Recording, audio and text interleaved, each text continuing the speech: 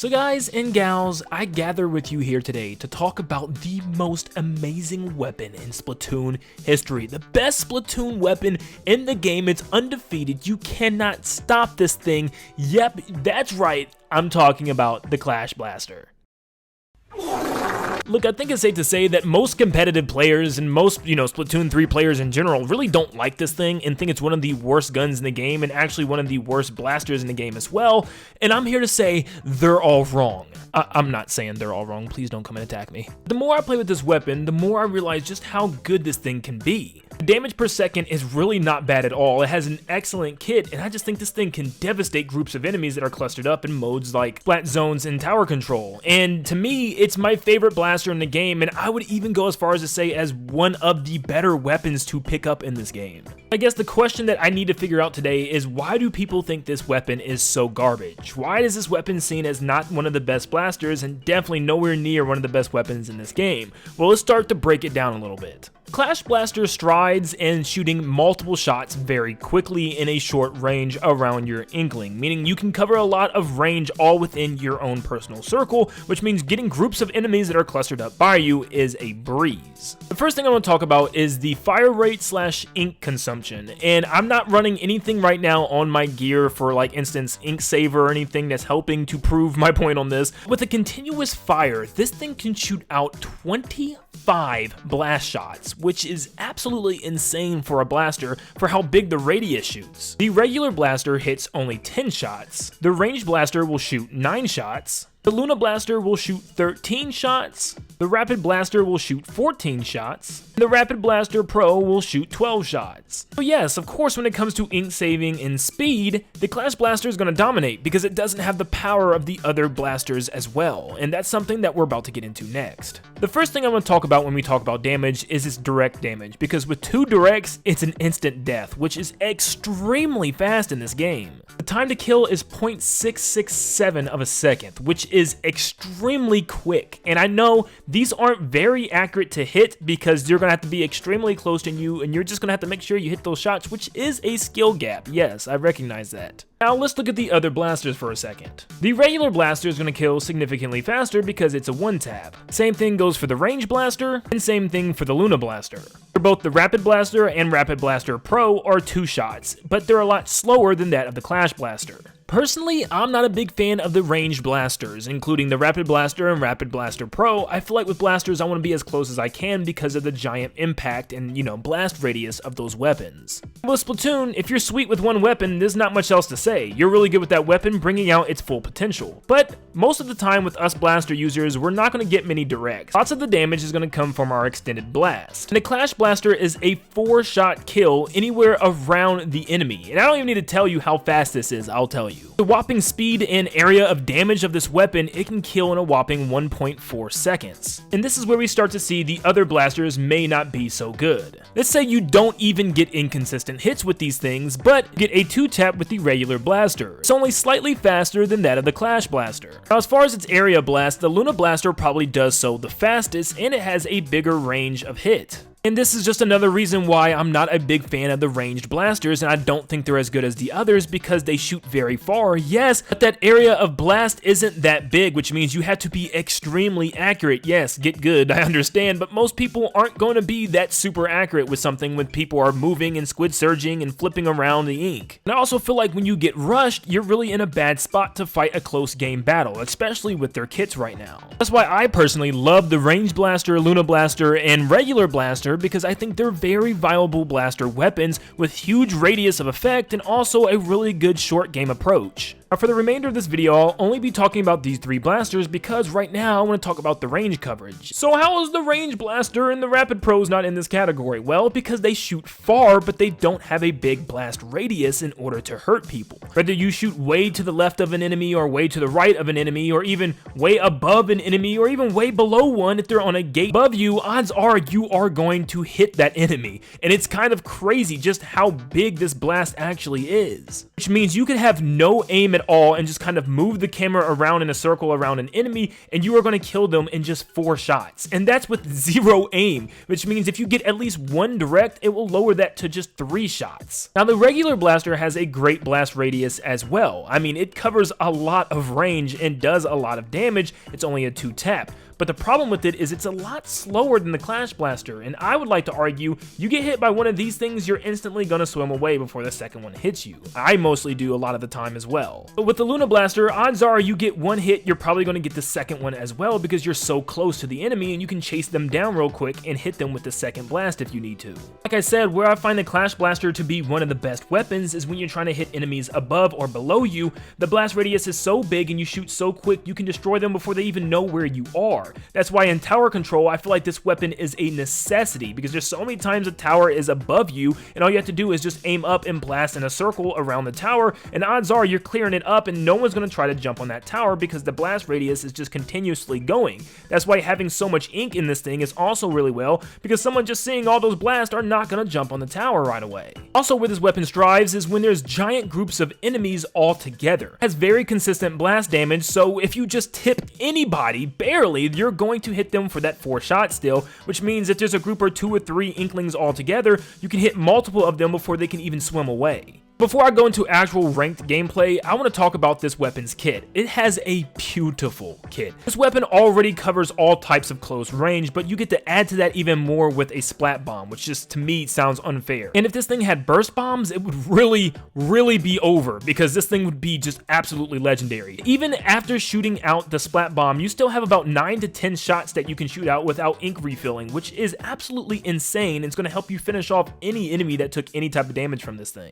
You know that the Clash Blaster does not have much distance to it, but that's what the Trizooka is for, because it gives you that extra distance to hit some enemies that are still coming in from far away, and then protecting your base once again with the short range blast of the Clash Blaster, which this is just a beautiful kit to have. Now, I did throw on a quick fit of about 5 ink savers, just to see how much ink you can actually save and fire with this thing. With just 5 ink saver perks, your shots go from 25 to 33. Shooting out 33 of these and not having to reload once is absolutely berserk. Having even more ink saver put onto your gear could give you up to 40 to 45 multiple shots until needing to refill your ink. That's not even talking about putting on sub saver perks, which could also help a lot on ink consumption when you throw down a splat bomb, still probably giving you 15 to 20 shots afterwards to take out enemies, which is insane. Okay, that's enough of the statistics from the practice range. Let's talk about this thing in a practical, real gameplay sense. I'm at rank S and I played a lot of tower control and Splat Zones gameplay. Now, I haven't been playing a lot of ranked because I've been trying to get freshness flags on all my weapons, so we know we can only do that in turf war, but I want to show off some really cool situations with this weapon and why I think this weapon is so good for ranked mode. There's lots of times, like in Splat Zones, where you don't even have to approach another team. How fast your weapon shoots and the area of range that it damages enemies, you can see this enemy inkling trying to swim away from the other side of this wall, and I didn't even have to peek one time in order to kill them, protecting myself in the entire process. Here's a situation of just getting stuck from the other team. Here I am swarmed in tons of enemy ink, and yes, my team helped me a lot to get out of there,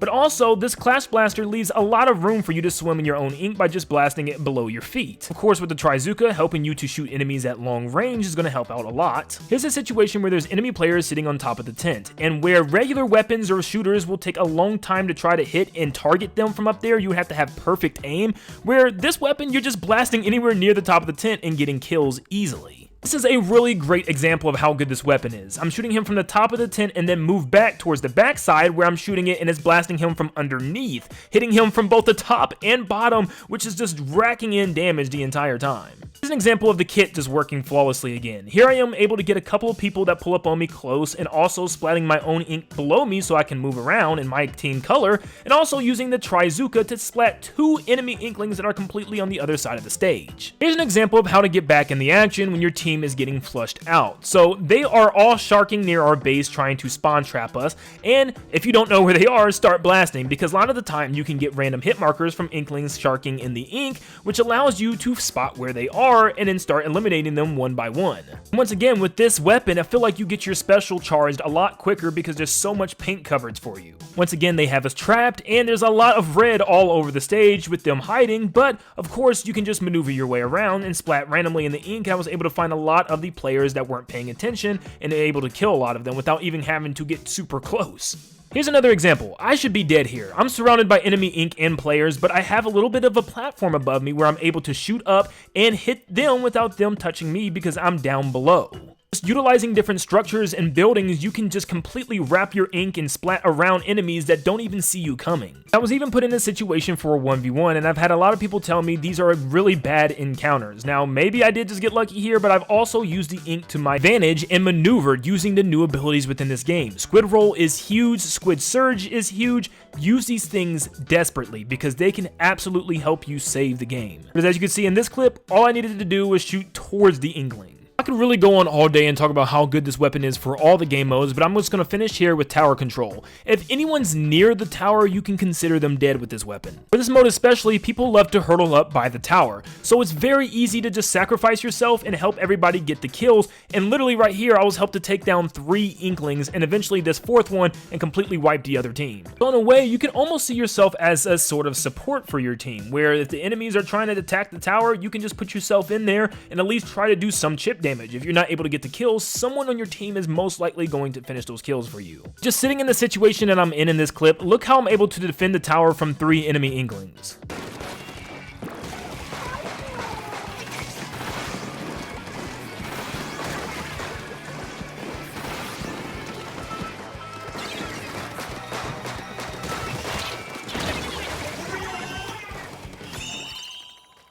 This weapon is an extreme comeback weapon as well. This last clip that I want to show is how I was able to help the team come back using this weapon to clear out everybody that was kind of camping out the tower at the end.